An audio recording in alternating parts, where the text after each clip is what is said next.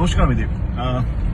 এখন আমরা ইসলামপুর থেকে বেরোলাম। জাস্ট যেই কারণে ভিডিওটা বানিয়েছি, ইসলামপুর হচ্ছে আমাদের মালদায়, যারা মালদার বাইরে, মালদা বলছি, নর্থ বেঙ্গলে, যারা নর্থ বেঙ্গলের বাইরে তারা ভাবছেন হয়তো ইসলামপুর কথা। আমি এখানে বিধানসভার প্রচারে এসেছিলাম না, এবং কানাইয়ালাল আগারওয়ালের জন্য প্রচারে এসেছিলাম।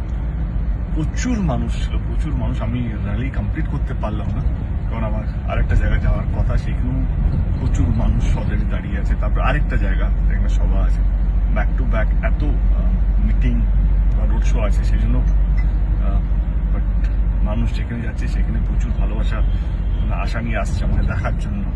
আমি খুব দুঃখিত, আমি পুরো মানে আমার হিসেবে র্যালিটা পুরো করেছি, কিন্তু মানুষ যে 10 কিলোমিটার 12 কিলোমিটার লম্বা লাইন লাগিয়ে গাড়িতে আসার সময় দেখছিলাম, প্রচুর মানুষ এখন আশা নিয়ে বসে আছে কি আমি আসবো হয়তো।